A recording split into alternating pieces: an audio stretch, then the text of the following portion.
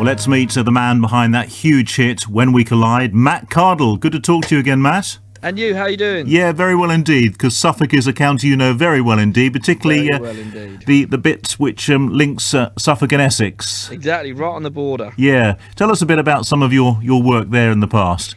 Well, I mean, it was more play, to be fair, when I was there. But you know, I loved growing up in the countryside. I've always been really close to my family as well, and they're still living over that way. So no, it's great to get back every now and again as well.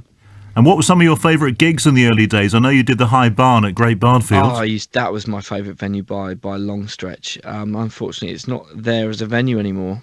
No, that's a great shame, isn't it? Because it was a recording facility as well. Yeah. So that was one place you played and numerous others. But of course, after your success in the X Factor, it's been a lot bigger venues since. But I know you do return to the small ones now and again. Yeah, every now and again, just to say hello and to keep my contacts and stuff like that. No, it's great. But you know, we're going out on tour again this year in April. We're going over. I think the closest date to you guys is going to be the Shepherd's Bush Empire in London, which we're playing on the 18th of April. So grab a ticket. It's mattcardlemusic.com and come see the show. It'll be great. We've got 3 albums to pick from now, you know, so we are going to be cherry picking all the best songs. Indeed, you've been pretty prolific, actually, haven't you, since your success on X Factor? Yeah, I mean, the thing is, you know, I've always written and produced albums, so I'm just doing what I've always done, really. And writing with numerous figures from the music world. Tell us about some of your collaborations on the third album, Porcelain. Yeah, I mean, we've got some great collaborations. Obviously, the duet that I did with Melanie C is on there. What an absolute honour to work with that wonderful, wonderful girl. There's a track on there that I wrote with Brian McKnight, a huge R&B and soul star in the US in kind of 90s era. You got a great track. And I've been writing with some people that I've written with the first album for, and the second album, some new writers. It's been brilliant, you know. And I bet no two people are the same, are they, when you're writing songs with them? Absolutely not. No, it's all very different all the time. So what's your role normally in the songwriting process? Well, I mean, it's just a shared experience. You know, it's like if I was to, you know, if me and you were to sit down and build a Lego castle, that's what we do, you know, except it's writing a song. So I sit there and we, together, piece by piece, we build the song. And of course, you've got to come to a decision about how good it is and whether that's good enough. So how does that sort of happen? Well, I mean, you just write and write and write, and the thing is, the songs that are most relevant, that are you know, most relevant to me at the time, and obviously they've got to be great songs to make the album as well. And this is your 10th single you're about to release, Hit My Heart. It is, yeah. Incredible. Where's all this time gone? I know, yeah. We've been busy beavers, you know. It's a real kind of poppy track off the album, produced and mixed by Ash Howes, who's really, you know, brought it to life and made it sparkle. You know, it's got a big pop chorus, kind of comes out of nowhere, which is the intention. Do you write with radio in mind? You do, from time to time, especially when it comes to the singles. You have to write with radio in mind. And was that the way you heard your pop music when you were a youngster? Very much on the radio? not. No. Well, on the radio, hopefully, yeah. I always dreamed, but you know, I've never really had too many kind of preconceptions of what it may be like for me once I got into the industry. But I mean, I love what I do. And of course, the internet has been all important, hasn't it? And that must be the case for you as well in recent years. Absolutely, yeah. It's just such a great tool.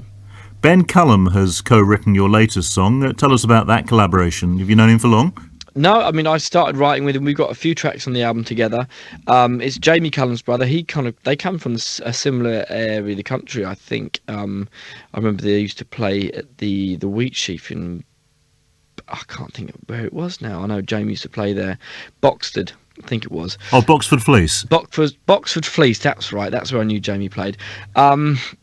But yeah, and we were actually listening to a bit of Sgt. Pepper's one day together, and you know, we heard Lucy in the Sky with Diamonds, and that whole thing about the chorus just kind of flying out of nowhere was the idea for the track, and that's how it all came about, really. And it's coming out on 7-inch red vinyl. You're far too young to remember vinyl first time round. Yeah, first time round I am, yeah. Well, what are your thoughts about vinyl?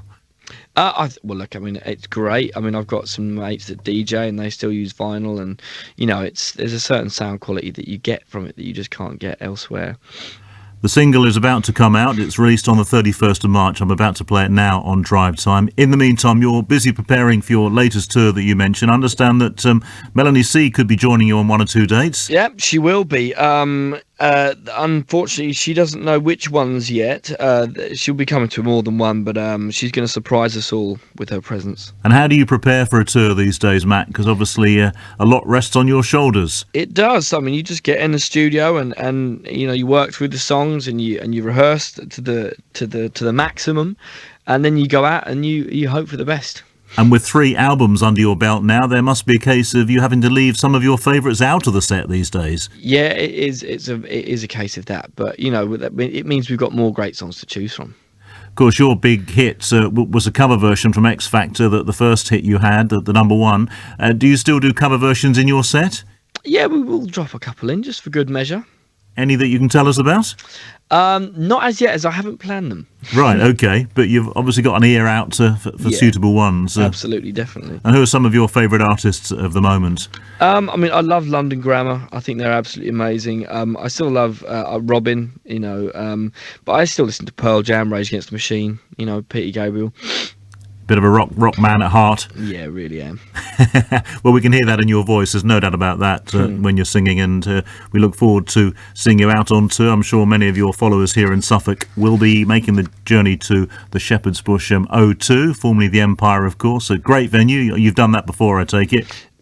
We haven't. That would be the first time at Shepherd's Bush, actually. Right. I've done every venue in London I think I can possibly do now. So this is the last one. Good. The last one to tick off. Matt, thank you very much indeed for being with us on the programme. Good luck with the new single. Thank you. Cheers, buddy. All the best. Bye.